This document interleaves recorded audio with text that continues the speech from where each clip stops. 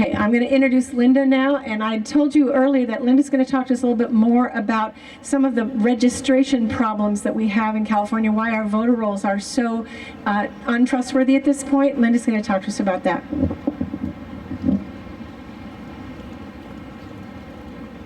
Thank you, Ruth. Before I get started, I want to bring Dara Bailey back up here. Dara?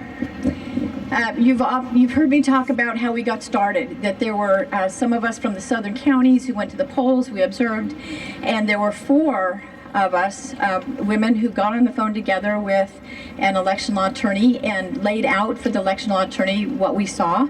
And after that conversation, the attorney said, well, the parties cannot fix this. The candidates cannot fix this. It'll become political if that happens. This has to be a citizen group, a citizen effort. We hung up the phone, and the 4 of us, and Dara Bailey was one of those 4, we got on a call together and we asked that age-old question: if not us, then who? If not now, then when? So I would love to have you also recognize Dara as one of our founding members who went on to do something even bigger on a national level. So Dara Bailey, thank you for taking that step with us. Okay, the next thing we're going to talk about is why in the world are the voter rolls in California the mess that they are. And it begins with a federal law called the Help America Vote Act. This is a 2002 law. It requires all states, without exception, to have a statewide database in which the counties can do many things, one of which is to check cross-county registrations. We need to know, are people registered in more than one county? We need to know, are they voting in more than one county? We have talked to several of our registrars of voters who want to do a good job. Their head, their heart's in the right place. They do not have the tools to do the job that they need to do. And so one of the issues is the Help America Vote Act. There's a requirement that we have a list maintenance requirement that also is part of NVRA. We are not in compliance with that. So we know instead in 2006, the Secretary of State entered into what's called a Memorandum of Agreement, and that was 2006. So the Department of Justice has in effect told California it's okay if you don't exactly comply with HAVA, which is Help America Vote Act, you can do Cal Votes instead. So that's a huge problem. We are pressing that be taken care of. What we are doing in the meantime is we are purchasing the voter rolls, as we mentioned earlier, and we are creating our own EIP database in which we can check for cross-county registrations, and so we're doing our work. Now, I want to make really clear, what do we do with that research? We are not a legal entity. We're not attorneys, we're not law firms. We don't remove anybody from voter rolls. We take our research and our reports and we give them to the registrars of voters of the counties in which we are doing that research, and we ask them to evaluate the facts that we presented to them and to take appropriate action. That appropriate action is if there are duplicates on the registrations, they will need to remove them and bring those voter registration databases to current. We have a challenge with our deceased. Many people ask, why do I have a loved one still on the voter rolls? It's been 10 years. We do know, we just checked, our Department of Health, their statewide deceased database is only current up through 2011. Now, what do you do with those folks who passed away in 2012 and 2013? So again, this is a tough job for them to be able to find the correct records. And by the way, you cannot just remove someone because someone says, oh, they've passed away. If they haven't passed away, this is a huge problem. So we're very careful. The laws are very careful to protect citizens, and so it is a lot of work to do this. Let me see here.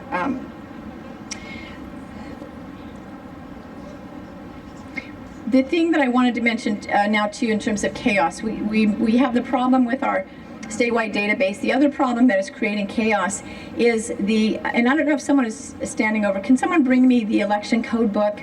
I want to be able to show you the kinds of laws that are in California. California is truly a state that is filled with laws and regulations, and part of the problem in California is the laws are no longer being taught to those who are working in the polls. So what Ruth is holding here is the California Election Code Book. This is 2012, and it is updated every year.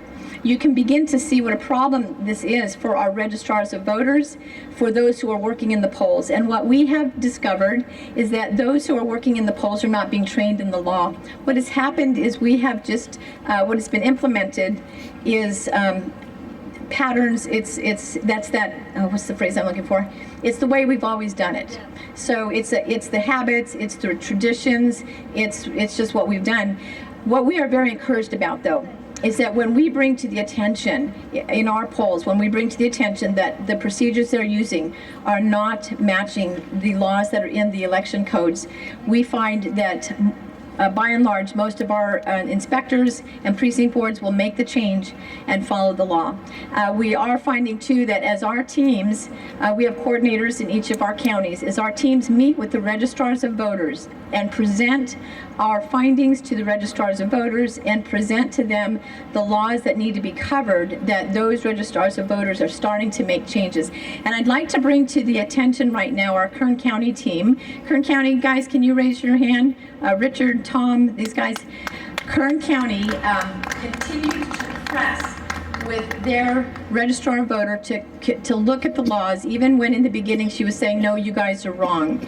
I am very impressed and thankful with Kern County, with our team, with the registrar of voter of Kern County, because she did begin to take seriously the need to check into the law, and she has made changes. If you go to our website, we've included some links on the work they've done there, but Tom and Richard are examples of our county coordinators across the state who will continue to work with our registrars of voters, pressing them to examine the election law and to implement them and to make changes. So, okay, that's our big plan. That's what we've been doing. The game plan for now, we want to take our petitions. We want to take the opportunity to communicate with our representatives. We're going to come back, so because we have still more to tell you. But right now, we're going to go to the governor's office. We have been told we cannot take cameras in and to the delivery. So if you would like to bring your cameras and walk with us in, you can do that. You can stand in the hallway with your cameras, but you cannot go into the governor's office as we hand off those petitions. And though we're disappointed with that, we will still get a photo.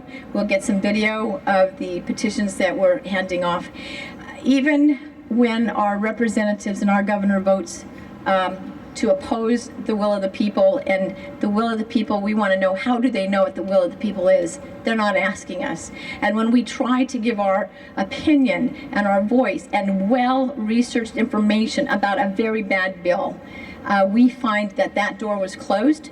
So this is an example, or maybe even a sampling of what we're finding with most of our legislators here. The door is closed to Californians, and we believe that instead of being saddened by that, that we need to become all the more determined to make our voices heard. We need to push harder to get involved in legislation, to come to Sacramento, to knock on their doors, and to lobby for the rights of citizens of California. So let's pause here. Actually, I do have a bit of music that would be fun that I'm going to play for. I'll have Mike play first before I go out, but I really encourage you, go find your representative and ask them why they voted the way they voted.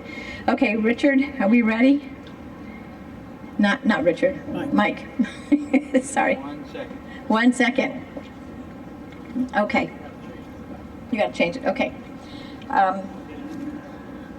While Mike is setting that up, I want to tell you there still are some bad bills that are up in the quay, and one is that they would like to allow 15 to 17-year-olds to register early. So if you can imagine in a state that does not have a statewide database, they cannot check cross-county checkings. And by the way, we'd like to know how in the world a bill was passed in 2012 to allow online registration in a state that does not have the ability to cross-county check. It's my opinion that that should be repealed until we do have a statewide database in which we can know that there is integrity in the online registration process. But we've got to continue to press on. We've got to say no to 15 to 17-year-olds registered early just to sit on those databases until they turn 18. That's a nightmare. That's chaos. And that's part of the problem of California's elections. Our system is absolutely in chaos. And if we don't continue to say no, we demand integrity in our election process, we will see our state continue to slide in the directions it's sliding to, where we have no voice at all. So, almost? We're ready. Okay, Mike. Let's go. Now, if there's some of you who don't want to actually walk up, you guys can hang out here by the tables, answer questions, and just be available to be here. And if you want to know again where who your representative is, if you're not sure, at some of the tables here, we have a list of who the assembly reps are who voted against the bill. So please be sure to go and thank them for standing with citizens. You know, I love technical difficulties. That's become part of my middle name, technical difficulties. So I'm learning a lot about technical difficulties and how to fix them. I know more now than I ever thought I'd know about hacking and computers and security, and it's amazing. We live in a time in which we all have to worry about that. Here we go. All right, are we ready?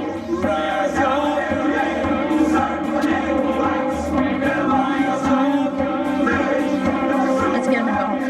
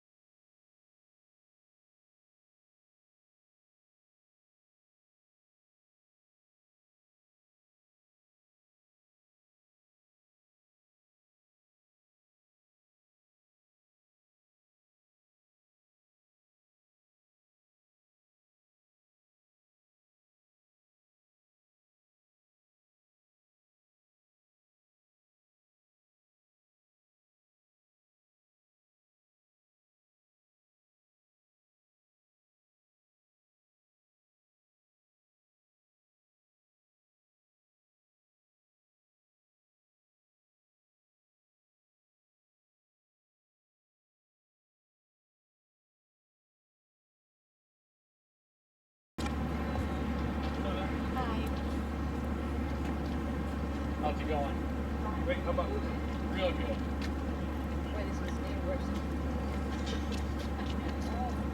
Actually, it wasn't. It could have been worse. Okay, are we ready?